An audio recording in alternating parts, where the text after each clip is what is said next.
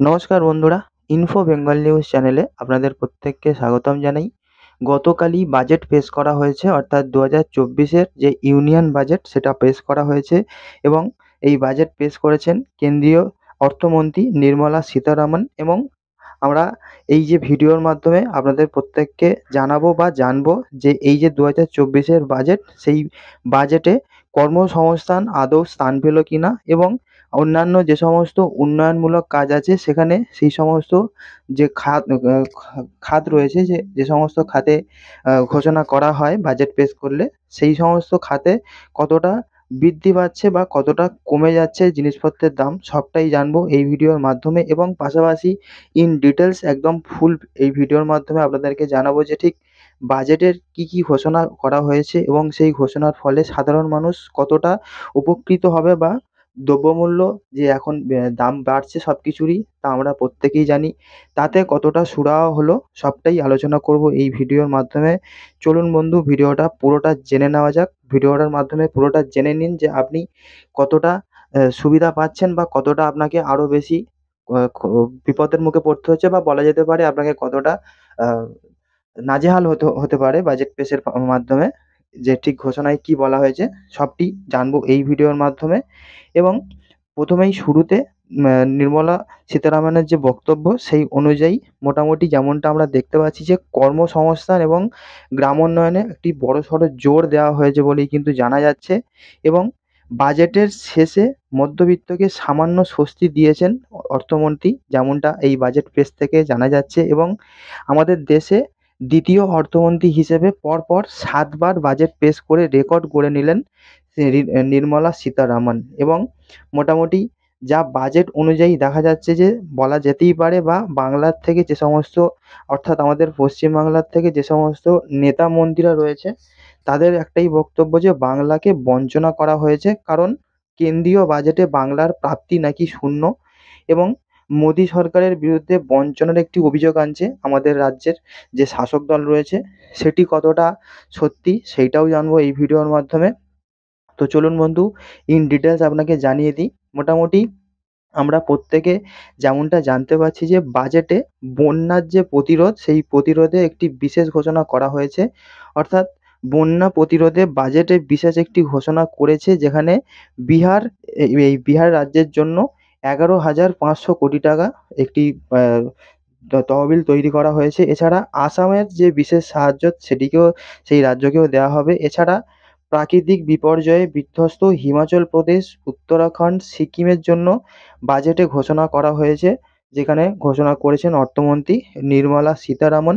এবং এই যে বাজেট ঘোষণা করা হয়েছে সেই অনুযায়ী দেখা যাচ্ছে যে মোদী সরকারকে নিশানা করছেন আমাদের রাজ্যের মুখ্যমন্ত্রী, কারণ 1,71,000 কোটি টাকা এখনো পর্যন্ত বাকি রয়েছে, কোনো কিছুই নাকি কেন্দ্রীয় সরকারের থেকে দেওয়া হয়নি। এবং বরাদ্দ বঞ্চনার জন্য সরব হয়েছেন মুখ্যমন্ত্রী মমতা বন্দ্যোপাধ্যায়।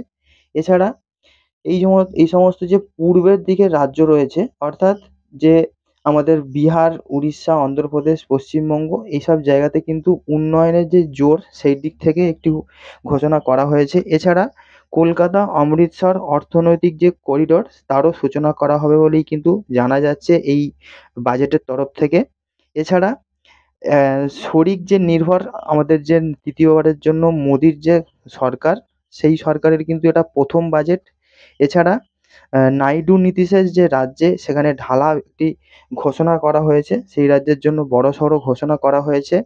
বিহারে সড়ক, বিদ্যুৎ, বিমানবন্দর বরাদ্দ করা হয়েছে, এখানে কয়েক হাজার কোটি টাকা বরাদ্দ করা হয়েছে। এছাড়া অন্ধ্রপ্রদেশকে 15,000 কোটি বাড়তি বরাদ্দ দেওয়া হয়েছে।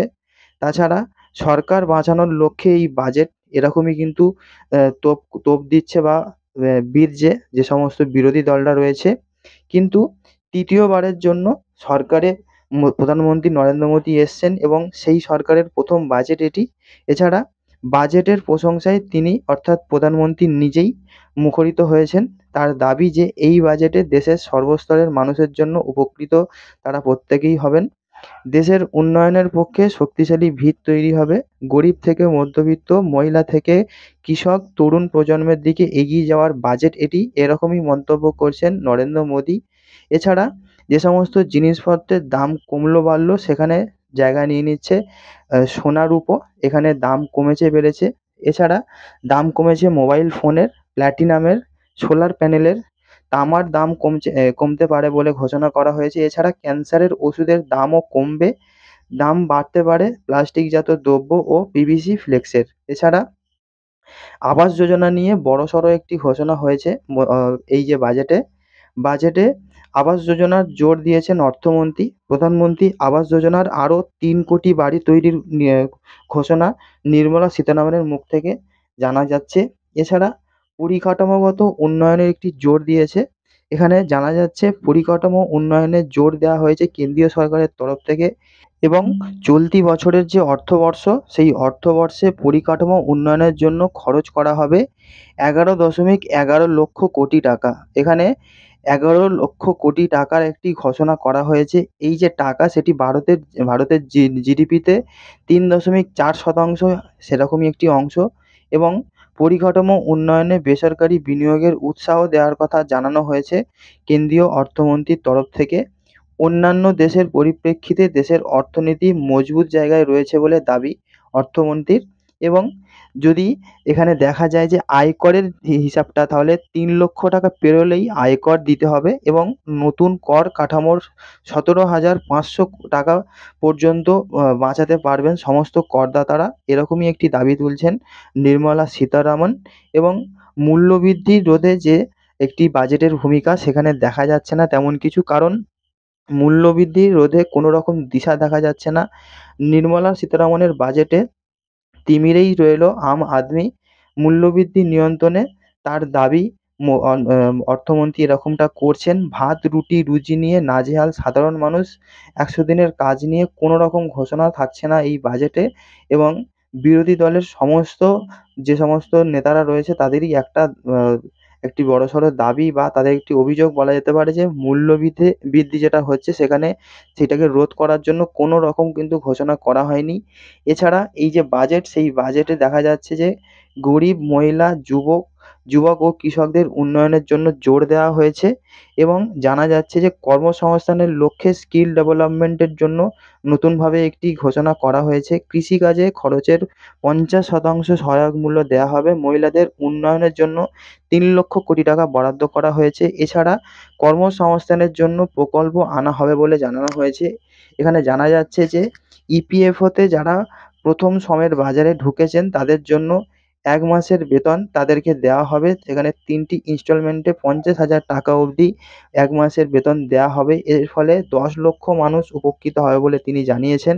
এছাড়া শহরের উন্নতির জন্য 10 লক্ষ কোটি টাকা বরাদ্দ করা হয়েছে। যে সমস্ত শহরগুলো রয়েছে, সেখানে উন্নতির খাতে কেন্দ্র হিসাবে তৈরি করা হবে। শহরের উন্নতির জন্য একটি নীতি গ্রহণ করা হয়েছে। 14টি বড় শহর আছে যাদের জনসংখ্যা 30 লক্ষের বেশি, তাদের জন্য গৃহ তৈরি করে দেওয়া হবে, এবং শহরের উন্নতির জন্য 10 লক্ষ কোটি টাকা বরাদ্দ করা হয়েছে।